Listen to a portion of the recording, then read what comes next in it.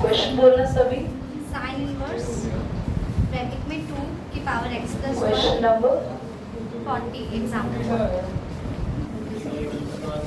Sign inverse bracket में 2 की power x plus 1 whole upon 1 plus 4 की पावर x 2 की power x plus 1।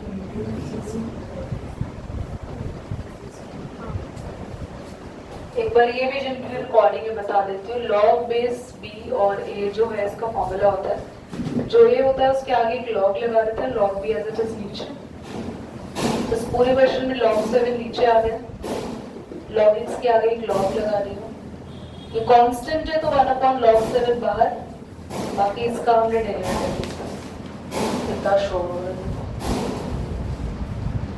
Sine inverse 2 की power x plus 1 है, तो पावर हम ब्रेक कर सकते हैं बच्चों। 4 को भी लिख सकते हैं 2 की पावर 2 और साथ में x। थोड़ा सा और क्वेश्चन को हम ब्रेक बना लें।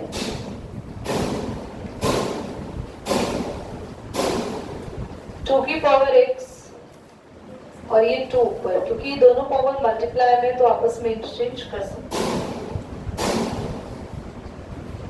लेट करो 2 की पावर x को 10 थीटा, तो ये होने वाला है sine inverse 2 tan theta upon में, चलो मेरी नींद तो भगा दी इसने, 1 प्लस tan स्क्वायर थीटा। तो ये पूरा एक फॉर्मूला बन जाता है, very nice, formula of sine 2 theta. Now sin to sin cancel out effect will have only 2 theta. पूरे क्वेश्चन को हम किसके रिस्पेक्ट में इक्वल करेंगे? तो यहाँ से अगर हम वैल्यू निकालेंगे तो tan इनवर्स, ठीक है, बाय लिख देना इक्वल टू में। तो सबसे पहले तो हम लोग वैल्यू पुट करते हैं।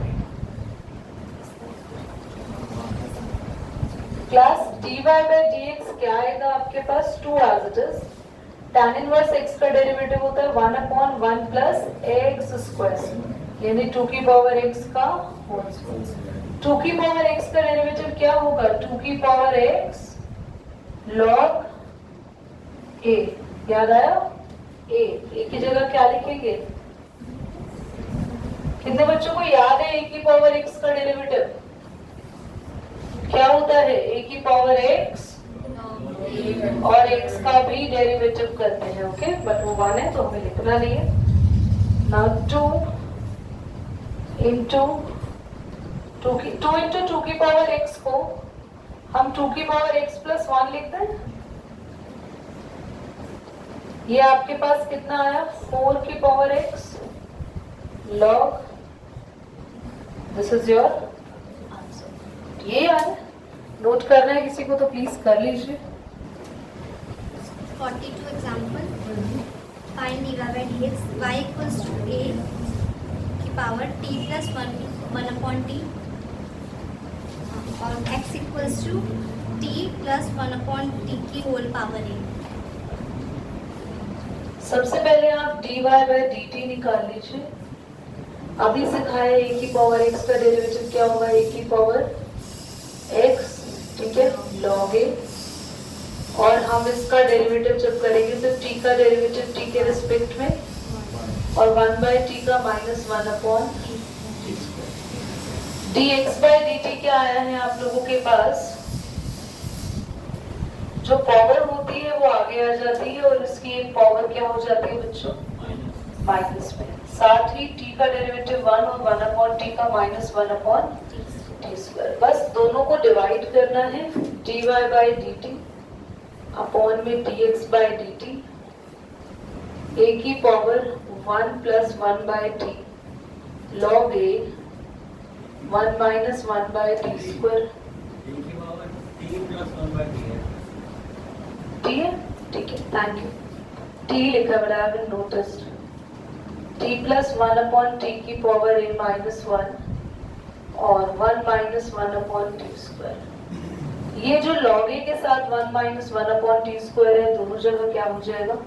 कैंसिल हो जाएगा। And this is the answer as it is. आप छोड़ सकते हो, कुछ इसमें इतना छेड़ना नहीं। एग्जाम्पल नंबर 43 को आप लोगों ने कर भी लिया, फिर भी मैं एक बार बताना चाहूंगी, इट्स वेरी इंपॉर्टेंट। भावना बोलना बेटा। Differentiate sine square x with respect to e की पावर cos x। ध्यान से देखना, कभी भी ऐसा क्वेश्चन आ जाए कि इसको x या y के रिस्पेक्ट में नहीं बोला, वो भाई इसको बोला है इसके रिस्पेक्ट में करो। तो ऐसे क्वेश्चन में जिसका डेरिवेटिव लेने के लिए बोलते हैं उसको y लेट कर लो, और जिसके रिस्पेक्ट में लेने के लिए बोलते हैं उसको x लेट कर लो। यस और नो? तो तुम्हें y का डेरिवेटिव निकालना है किसके रिस्पेक्ट में? Can you do it? कर सकते हैं? या x वगैरह हम लोग इसको लेट करें या कुछ और लेट कर सकते हैं?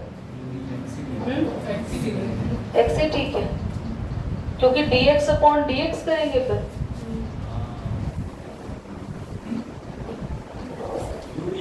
वेरी गुड, u और v लेट करना है, इससे बेनिफिट होगा। तो du बाय dx निकाल लो और dv बाय, जब डिराइव करोगे तो क्या आ जाएगा? du बाय, u का डेरिवेटिव किसके रिस्पेक्ट में आ जाएगा? यहाँ 2 साइन की पावर 1 हो गई, साइन का हो गया cos x, यहाँ पे e की पावर cos x और cos x का हो गया माइनस का। तो बस आपको du बाय dx अपॉन में dv बाय dx को डिवाइड करना है।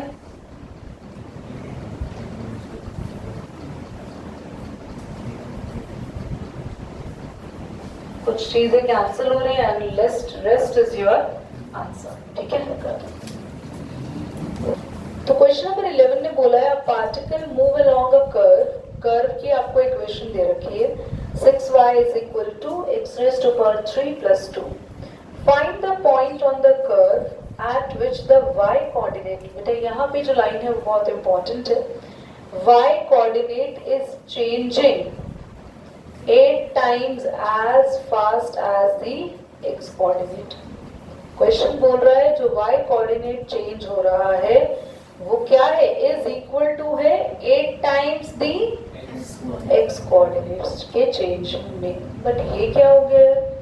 ये y कोऑर्डिनेट चेंज हो रहा है, x कोऑर्डिनेट चेंज हो रहा है, इसे क्या लिखेंगे हम लोग? सबसे पहले तो हम लोगों को ये पता ही नहीं है कि पार्टिकल मूव कर रहा है कर्व के अलोंग में, तो find the points on the curve. सबसे पहले तो कर्व की इक्वेशन लिखते हैं, ध्यान से देखिएगा, स्टार्ट करते हैं। अच्छा क्वेश्चन है, बट ये लाइन यहाँ पर एक गेम चेंजिंग लाइन है, जो नहीं समझ पाएंगे यहीं पर अटक जाएंगे।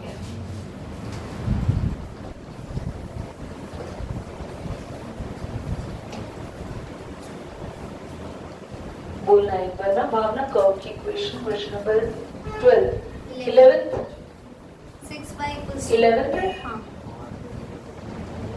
equals to x raised to the power 3 plus 2.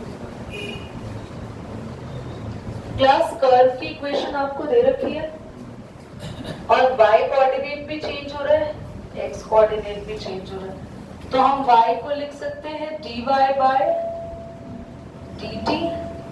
Yes और नो? x क्यूब क्या होगा? 3x स्क्वायर, और x को लिख सकते हैं dx बाय dt, और 2 की जगह क्या आएगा?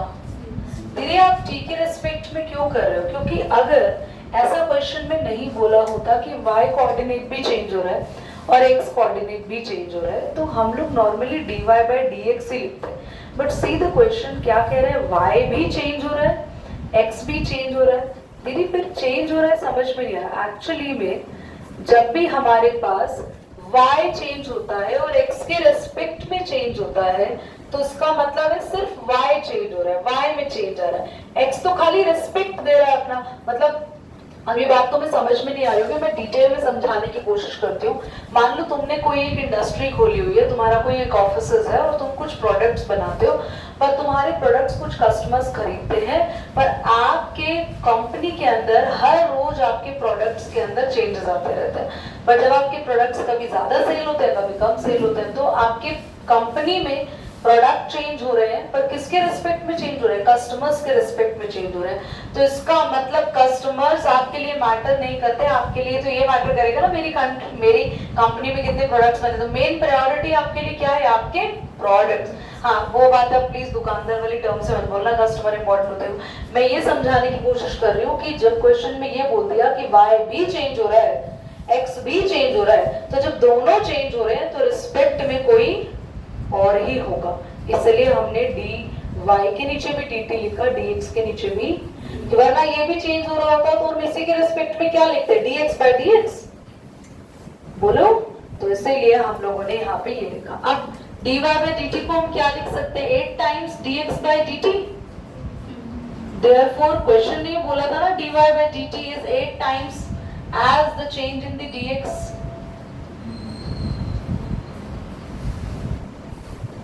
अब आपका ये dx by dt से dx by dt 6 8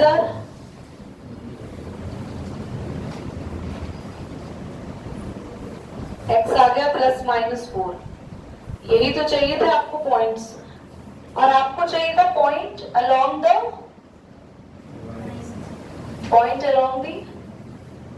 कर्व, है ना। तो कर्व में आपको x की वैल्यूज मिल चुकी है, तो यहाँ पुट करोगे तो दो वैल्यूज किसकी आ जाएगी, तो पॉइंट आपको मिल जाएगा। समझ में आया क्वेश्चन, एक बार आंसर चेक कर लो इसका। नेक्स्ट क्वेश्चन पर आते, पॉज भी कर दो बेटा। मानना क्या है, radius of an air bubble, question number 12 हाँ is increasing at the rate of 1/2 देखो, radius of an air bubble increasing at the rate of 1/2, centimetre per second. तो आपके पास रेडियस का रेट दे रखा है 1/2 सेंटीमीटर पर सेकेंड। आगे At what rate is the volume of the bubble increasing when the radius is 1 centimeter? Volume of the bubble is increasing, हमें बताना है। अब बबल क्या है, कौन सी फॉर्म है,